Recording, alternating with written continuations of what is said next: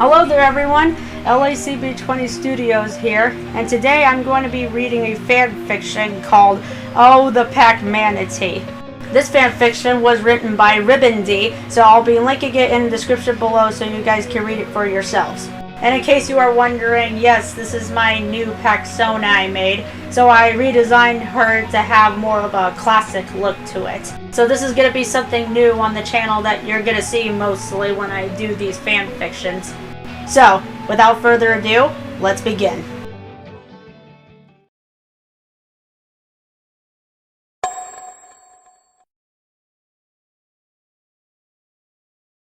I ain't going, said Betrayus with a curt huff. But, my lord, it's one of Pacworld's most prestigious talk shows. Butler answered, the poor ghost having to clean up the slug dog mess. Upon receiving and reading the invitation, Betrayus had angrily thrown a platter of slug dogs across the throne room. I don't care! Not if my goody two-shoes brother is involved! Betrayus said, folding his arms and letting out a childish sound. My lord. Get it, butthead! My lord. Did I stutter? But... The fire ghost wasted no time in summoning a fireball and hurling it at his poor servant. Butler let out a squeal and actually managed to dodge the fireball, only to have another one thrown at him. Oh! Butler yelped, the smell of stinged ectoplasm filling the stagnant air. At least let me... No! Yet another fireball scorched Butler, who, in spite of his injuries, kept trying to speak up. It could very well be an opportunity to... Ouch! Make your brother... Look bad. Betrayus stopped for a moment, fireball still in hand. Go on. The whole public will be watching. Ah, yes! What a brilliant idea I came up with! Butler! Round up the ghosts. I'm gonna go get ready for my close-up. Mr. President? Are you sure this is a good idea? What if he doesn't even show up? That was what Spiral asked Stratos, and he naturally was leery of the whole idea. Oh, he'll be here. The president replied. I know he will. I don't know how, but I just know it. The titular trio, along with Pacworld's president, were all backstage on the set of Dr. Pac, an ever-so-famous talk show. Apparently, this whole thing was Stratos' attempt at trying to make amends, and the trio had been brought along in case things get awry. Spiral and Silly were aimed with their PSCs, and Pac was just doing his thing, which of course meant he was devouring everything in sight at the buffet table. Stratos kept repeatedly checking the clock. It was 5 minutes until the show was live, which was making him start to have his doubts. Then, just as quickly as those doubts came, they were quickly diminished with the sound of screams from the audience. Stratos and the others wasted no time running out there, and of course, sure enough, ghosts of all shapes and sizes were swarming the auditorium. Some spitting slime balls, some making faces at the civilians, and others were just watching it all go down. Spiral and Silly read their PSCs, and Pac got ready to gobble down a power berry. Then, Hey! Enough! Rang out an ever-so-familiar, high-pitched and scratchy voice. There was Betrayus himself, who had just floated onto the scene. The ghosts all immediately stopped what they were doing and lined up in front of the audience, doing their best to look innocent. Upon seeing the infamous fire ghost, the audience went from screaming to outright hysterics. Ugh, really, Betrayus? Stratos said with an eye roll. You just had to bring your army and make a scene, didn't you? Oh, whatever. Now! All he had to do was snap his prosthetic fingers, and all the ghosts took metaphorical seats in the empty chairs. Now, Betrayus. The president said as sternly as possible. No funny business. Oh, of course. Wouldn't dream of it, brother. Betrayus said, crossing two claws behind his back. With that, the president and his brother took their seats, while our heroes went backstage. I got a real bad feeling about this, guys. Said Spiral with a gulp. Duh! Said Silly. It's Betrayus. What was the press thinking? Inviting him? Don't know, Pac said as he continued scarfing down more food. Okay, dude. I'm starting to be convinced you have a tapeworm or something. Said Spiral. Still, Pac said after he swallowed. If anything goes wrong, we'll handle it. Right, guys?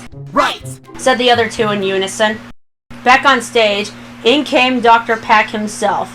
and what would normally be cheers in the air was instead filled with hesitant clapping from the Packworlders and boos from the ghosts. In an instant, the cameras were rolling. They were live.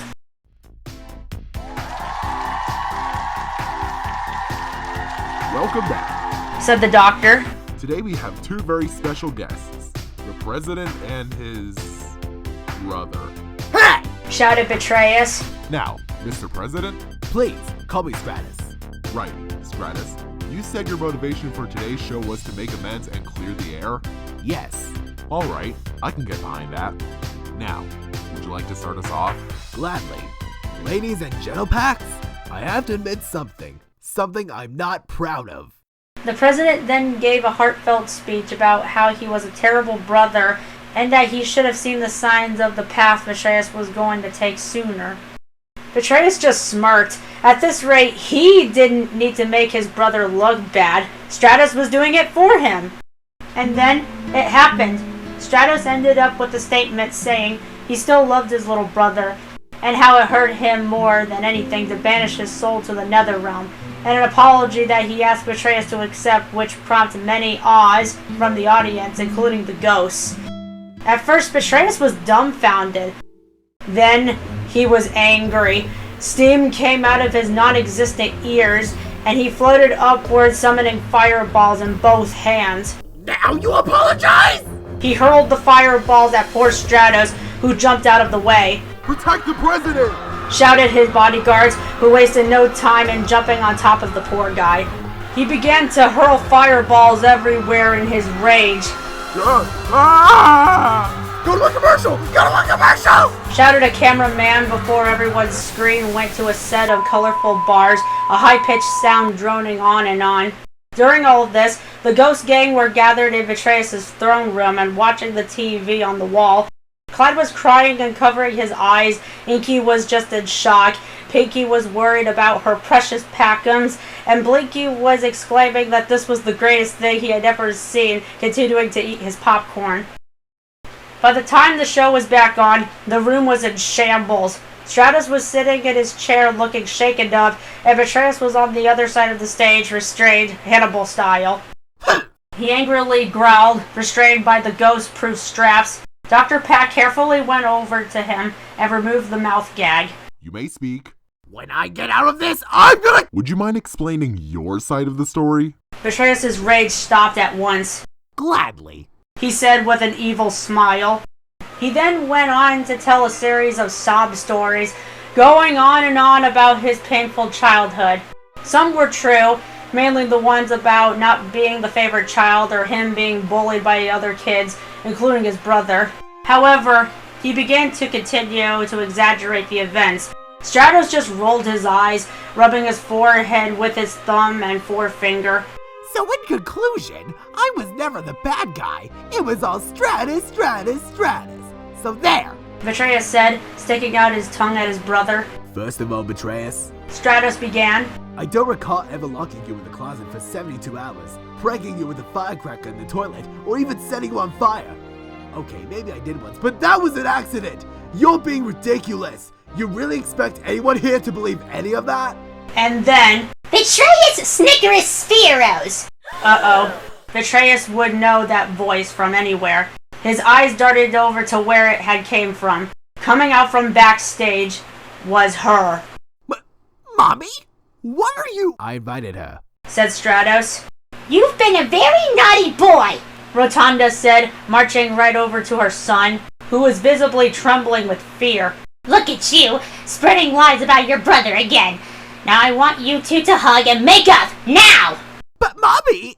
Ugh, at least say something nice about your brother, won't you? You two, Stratos. What? Betrayus and Stratos said at the same time. I'll start. Said the exasperated president. My brother has always been a go-getter. Very persistent. Your turn, Betrayus. No! I refuse! He shouted, only to be quickly shut up by a glare from his mom. He began, closing his eyes. Yes? Said Rotunda. I wish I— He mumbled the last part. Do speak up! Said his mother.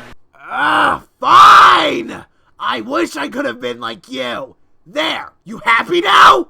It was clear it took a massive amount of effort for Betrayus to say that, his voice sounding strained. Stratus was dumbfounded. Did he really just hear that? Betrayus? He said, reaching his hand out toward his brother. Sadly, apparently that was all the time the show had before the credits. Rotundo ordered Betrayus back to his room once again, and he actually obeyed again once his restraints were removed, his ghost army following suit. He gave one final glance at his brother, then continued on his way. Betrayus? Stratus said again, still at a loss, his eyes beginning to water a bit.